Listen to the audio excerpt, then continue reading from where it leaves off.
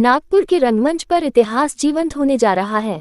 क्रांति की मशाल जलाने वाली सावित्रीबाई फुले की जीवनगाथा अब मंच पर उतर रही है। रियल क्रिएटिव आर्ट फाउंडेशन निर्मित और रंजना शिंगाडे निर्देशित महानाट्य सावित्रीबाई फुले की जीवनगाथा जल्द ही आपसे मिलने आ रहा है। इस महानाट्य की सबसे बड़ी खासियत है 100 से ज्यादा कलाकारों की भव्य प्रस्तुति। मंच पर एक साथ इतिहास के पन्ने पलटेंगे। नाटक का एक बेहद मार्मिक प्रसंग सुनिए।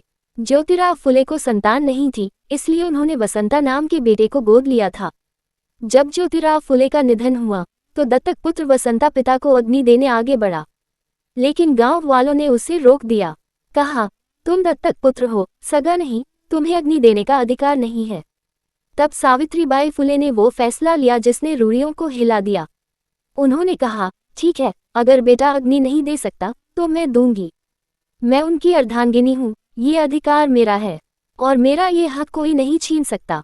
समाज सुधार, महिला शिक्षा और समानता की ये कहानी हर किसी को देखनी चाहिए। तो तारीख नोट कर लीजिए, 2 जुलाई 2026 शाम 6 बजे।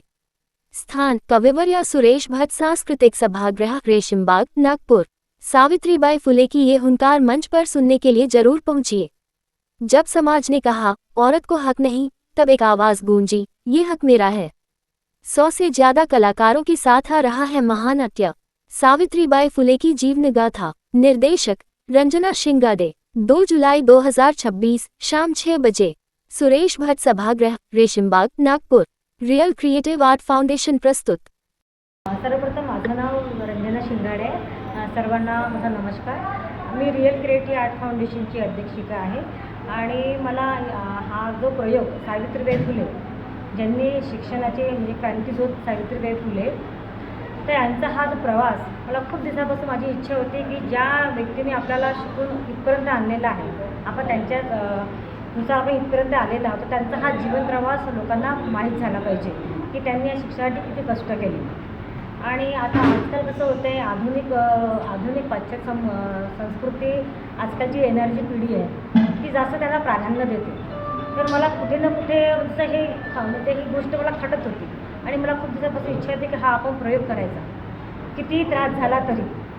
याचं आयोजन 2 जुलैला कविवर्य सुरेश भट्ट सभागृह रेशिमबाग इथे होणार आहे, सायंकाळी 6 वाजता। यांचे लेखक अशोक काळे आहेत, दिग्दर्शक श्याम आस्कर आहेत आणि आयोजक मी आहे। आणि मला ह्या टीमची कलाकार जे आहेत त्यांची मला खूप साथ मिळालेली आहे। माझे सहयोगी आहेत, जसे विद्या लंगडे आहे, आशिष बनसोड आहे, विनीन धोतकर आहे, हे सगळे मला सहयोग करत आहेत। त्याच्यामुळे मला थोडं मला स्फूर्ती आलेली आहे की चला बा, हा इतका मोठा त्रास तर होतोच आहे, म्हणजे कुठलंही काम करायला त्यांनी इतिहास घ्यायला त्यांना इतका त्रास झाला, त्यांचा तो इतिहास दाखवायला पण मला पण खूप त्रास होत आहे। आणि मी आता जे अनुभवत आहे की मला खूप सारे निगेटिव्ह थॉट आले की कशाला महानाट्य करते ना, महानाट्य म्हणजे काय मजाक समजते का तू, त्याला लागणारा पैसा असतो, लोकांना जुळवणे करणे खूप मोठी गोष्ट होती। पण माझी जिद्द होती की नाही, मला हा प्रवास म्हणजे करायचा आहे आणि ते समोर लोकांसमोर ते नाटक आणायचं आहे। तर ते माझ्या लोकांची जनतेशी माझी अशी विनंती, कळकळीची विनंती आहे की त्यांनी हा शो जरूर बघायला यायचं। आणि आम्ही जास्त याचे काही संयोग राशन फक्त 50 रुपये फुलकफी ठेवलेली आहे, खूपच कमी। कारण की काय होतं, मला आजकाल म्हणजे मी ऑर्गनायझर तर मला कळतं आहे आजकालच्या लेडीजची पण त्यांची मेंटॅलिटी अशी असते, जिथे 10 रुपये त्यांनी गुंतवले असतात ते कसे काढायचे ते बरोबर त्या ठिकाणी जातील, पण त्यांनी जर फ्रीमध्ये आपण जर प्रवेश दिला तर ते कधीच येणार नाही। जाऊ त्यांना आपलं काय जाते, आपण तर काही पैसे भरले नाहीत, गेलं तरी चालतं, पण ज्यांना 10 रुपये त्यांनी तिथे जमा केलेले आहेत ते 10 रुपये काढण्याकरिता ते बरोबर ते प्रोग्राम अटेंड करतील। म्हणजे या धारणेतून मी हे सहयोग राशी 50 रुपये ठेवलेली आहे।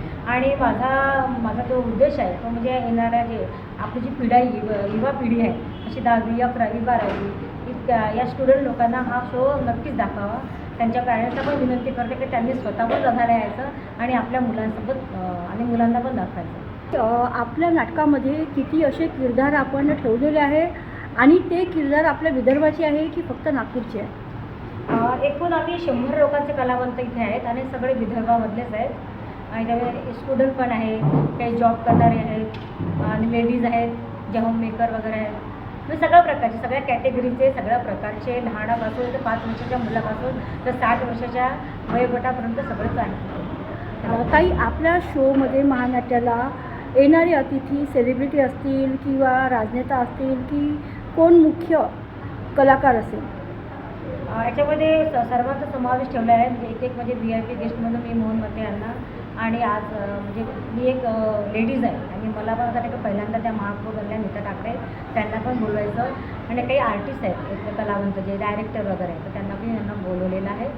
असे म्हणजे सगळे मिक्सिंग पाहुणे आहेत. असं काही नाही, मला म्हणजे कोणत्या पार्टीची काही माझं काही घेणं देणं नाही आहे आणि मला म्हणजे पॉलिटिक्सचे म्हणजे काही असं हे नाही आहे. फक्त मी त्यांचा सन्मान आणि त्यांना म्हणजे इथे येऊन म्हणजे हे नाटकाचा जो प्रभाव मी जी तयारी केलेली आहे फक्त त्यांच्या हस्ते मी हे शुभ कार्य करणं सांगतो. ताई, नाटक पाहायला येणारे श्रोत्यांना आपण काय एक संदेश द्याल? संदेश तर असा आहे की मला खास म्हणजे मला लेडीजला सांगायचं आहे की आज आपण जे कार्य करतो, जे आपण घराच्या बाहेर जातो, आजकालची जी लेडीज आहे ती खूपच प्रगतिशील झालेली आहे. ती कोणामुळे झालेली आहे? सावित्रीबाई फुले यांच्यामुळे. तर मला असं वाटतं की प्रत्येक स्त्रीने हे स्मरण करायला पाहिजे घराच्या बाहेर निघताना की तिच्यामुळे मी आज घराच्या बाहेर जातो. तर मी सगळ्या लेडीजला सांगू इच्छिते की खरंच त्यांनी हा शो बघायला यायला पाहिजे आणि त्यांच्यामुळे आपण जे समोर आलो तर त्यांना ह्या गोष्टीचा किती त्रास झाला. आपण तर फक्त शिक्षण घेतलं, अभ्यास केला, परिश्रम केले आणि समोर वाढलं. म्हणजे प्रत्येक क्षेत्रामध्ये आपण प्रगतिशील झालेलं आहे. पण त्यांनी हे शिक्षण आणण्यासाठी तो किती त्रास समाजाचा त्यांनी म्हणजे प्रतिकार किती सहन केलेला आहे. मला हे सगळं त्यांना सांगायचं आहे आणि दाखवायचं होतं. म्हणूनच मी हा त्यांचा जो सावित्रीबाई फुले यांचा प्रवास ह्या महानाट्याद्वारे दाखवण्याचा ताई, प्रयत्न करतो. या महानाट्याच्या माध्यमातून आपण काय लोकांना शिक्षित देऊ इच्छिता? शिक्षा ही देऊ इच्छिते की बघा आता आजकालची जी पिढी आहे म्हणजे पाश्चात्य संस्कृती आणि आधुनिकतामध्ये जास्त रुजलेली आहे. फक्त त्यांना हे एवढंच सांगू इच्छिते की जे आपण शिक्षण तुम्ही इझिली घेतात, एकदम सोप्या पद्धतीने घेतात, त्याच्यासाठी त्यांनी किती कष्ट केले आणि त्याच्या मागे त्यांची किती म्हणजे चांगली धारणा होती. तर तुम्ही शिक्षा घ्या, शिक्षित करा. पण आजही आपल्या भारतामध्ये निरक्षरता लोक आहेत. तर सगळ्या एका शिक्षित व्यक्तीने तर ठरवायला पाहिजे का आपल्याकडून एक तरी व्यक्ती शिक्षित करायला पाहिजे त्यांना.